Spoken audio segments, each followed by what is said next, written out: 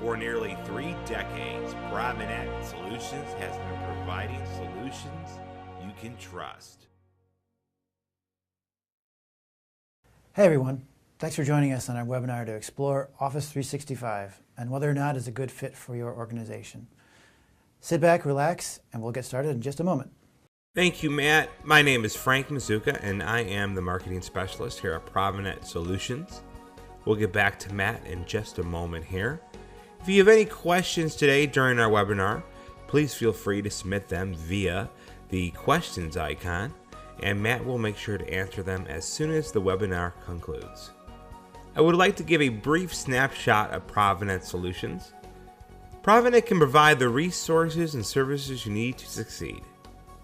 Whether it's a single project or full-time on-site work, we partner with you to assess your needs and deliver a customized solution so your company can be free to focus on your mission and core services.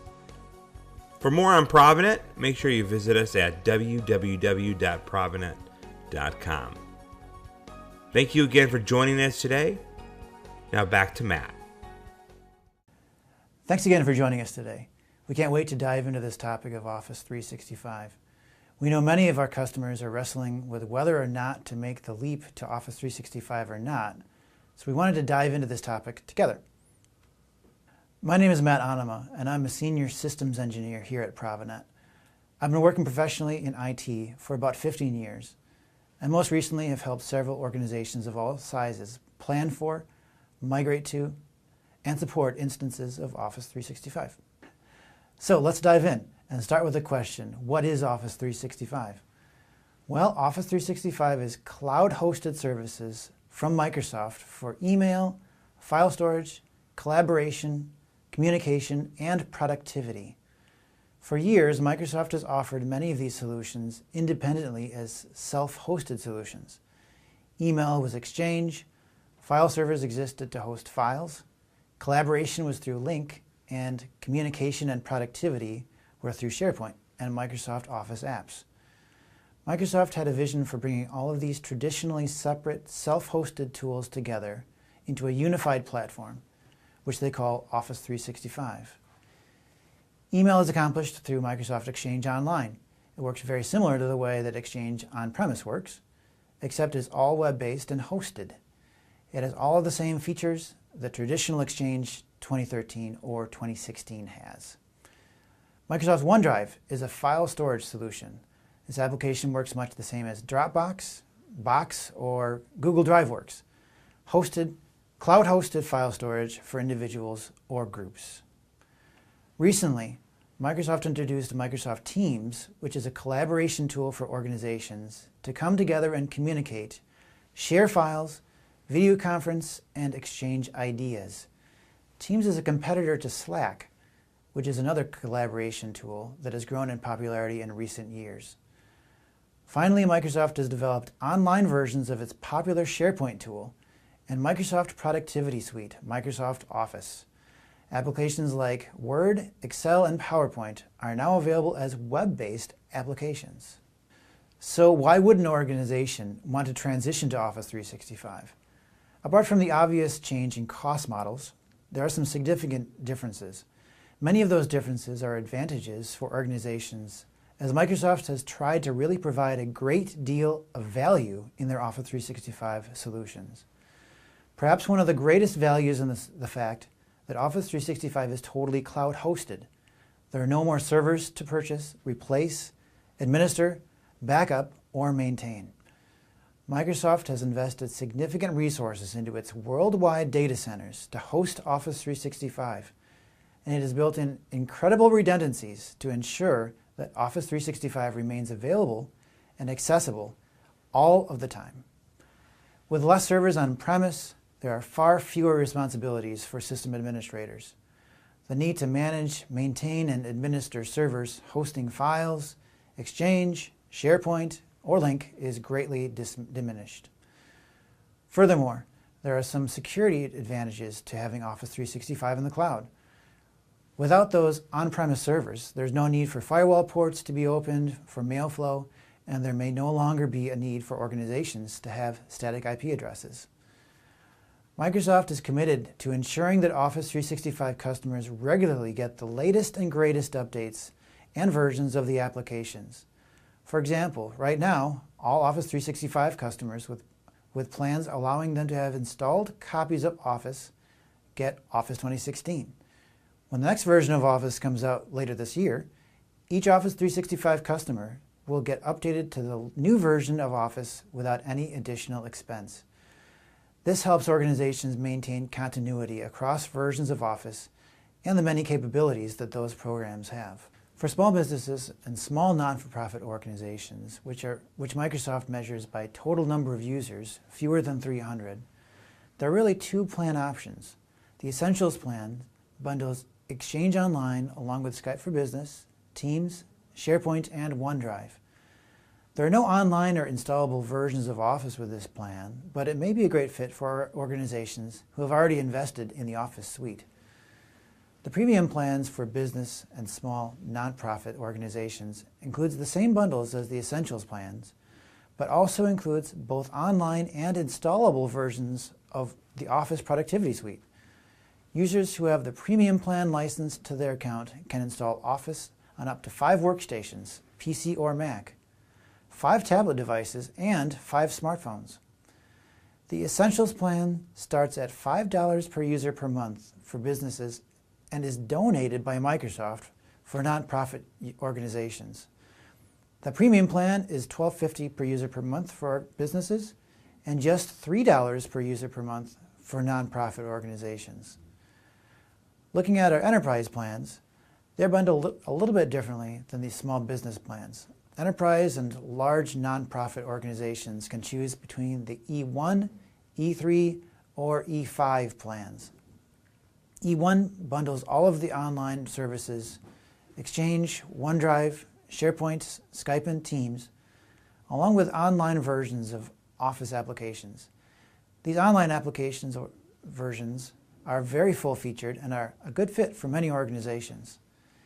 E3 adds on to the E1 plan and includes installable versions of the Office suite, again for up to 5 workstations, tablets, or smartphones. E3 also includes many of the features that enterprise organizations look for, including email archiving, document protection and rights management, data loss prevention, and inbound and outbound mail encryption. The E5 plan builds on the E1 and E3 plans and includes some incredible unified communication tools as well as some analytics and business intelligence tools. E5 might be a good fit for organizations who are also looking to replace a phone system or move a cloud-hosted UC platform. It is worth noting that organizations can mix and match plans for their users. If a small nonprofit wants 2 premium plans and 10 essentials plans, it can do that. Enterprise organizations can also mix and match E-plans. As organizations begin to consider a move to one of the Office 365 plans, there are many considerations worth thinking about. While it isn't terribly difficult to move to Office 365, it is a little bit of a culture shift for many organizations, and it is worth going through an intentional planning effort to mitigate the impact on the users. Having worked with several organizations to migrate to Office 365, I would recommend that organizations consider the following. Number 1, password policy. I'd recommend that organizations develop a password policy that can leverage Active Directory or Azure Active Directory for as much authentication as possible. Active Directory Sync. Once there's a good policy in place, Office 365 can be set to synchronize with an on-premise Active Directory. This way users only have to remember one username and password. Running a hybrid environment. With Office 365, administrators are also able to have an on-premise Exchange server for administration of mailboxes and to simplify migration. Microsoft doesn't want you to store any mailboxes on that Exchange server, but it can be helpful if you're a PowerShell guru.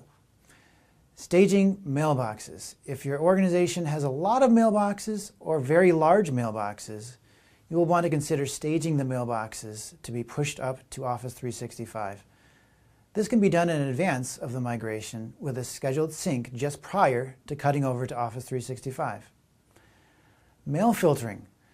The included Microsoft Forefront Online protection is pretty good for most organizations, But if your users are quick to voice complaints about spam or junk email, you may want to consider using a third-party email security gateway solution.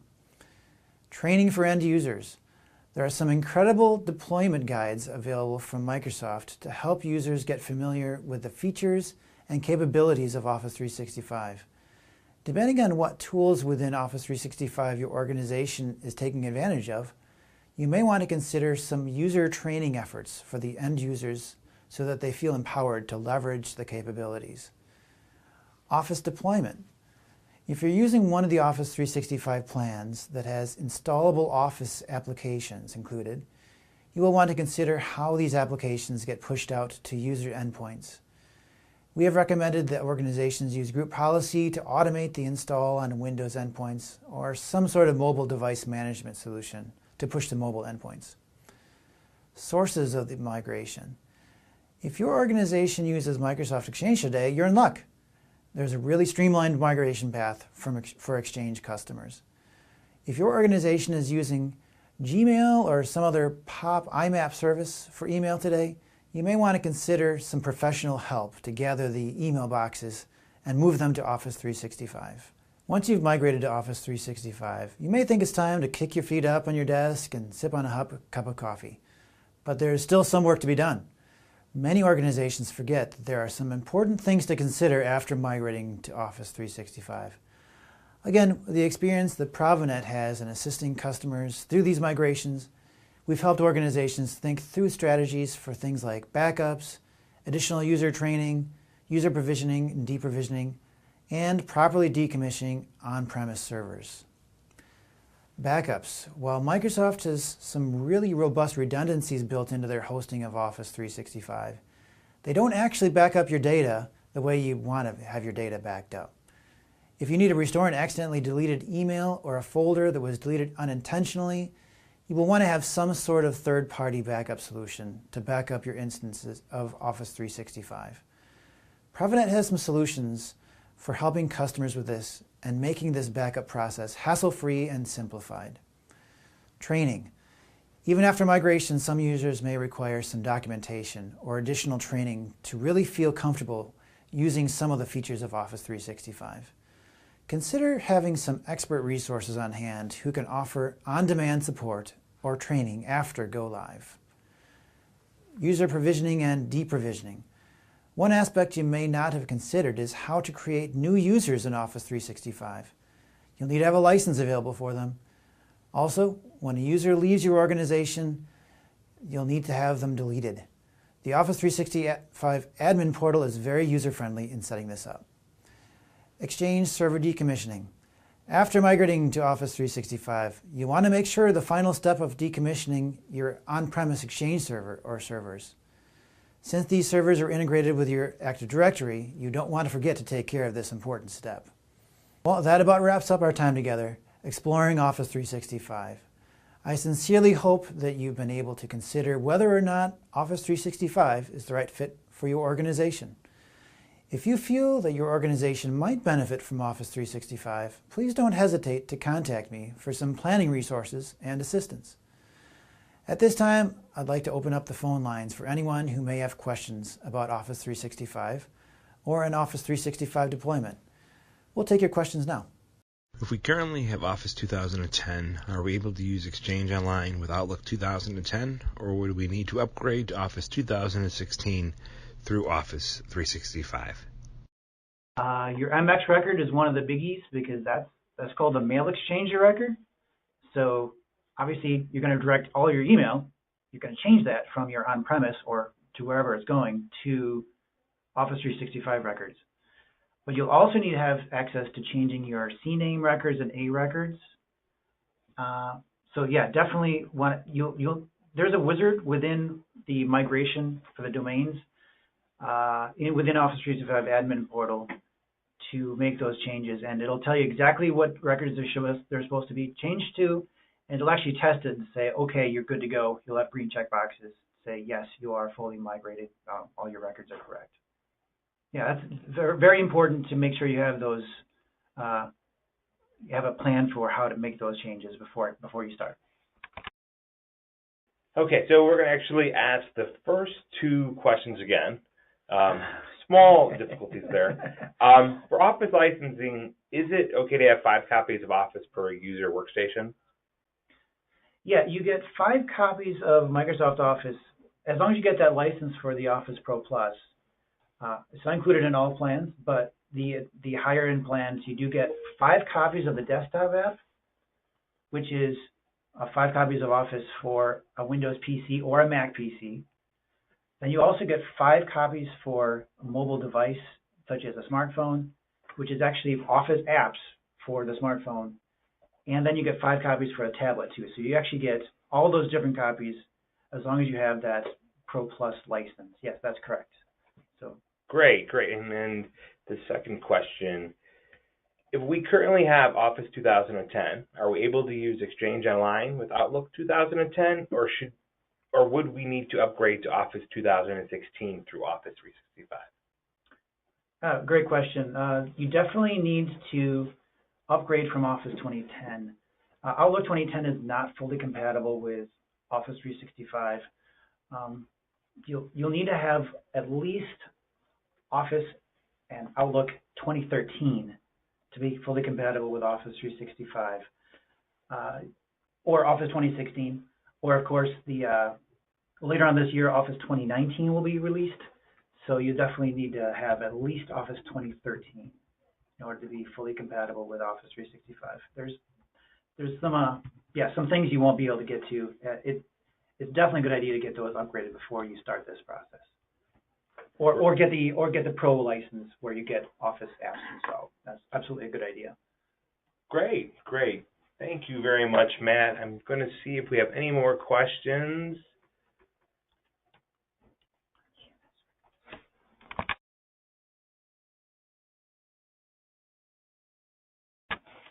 Okay, looks like that's all the questions we have.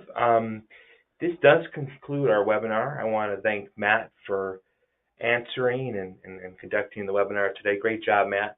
Very, very informative. For more information, make sure you visit us at provinet.com/Office365. Thank you again, everyone. Have a great rest of your day. Thank you.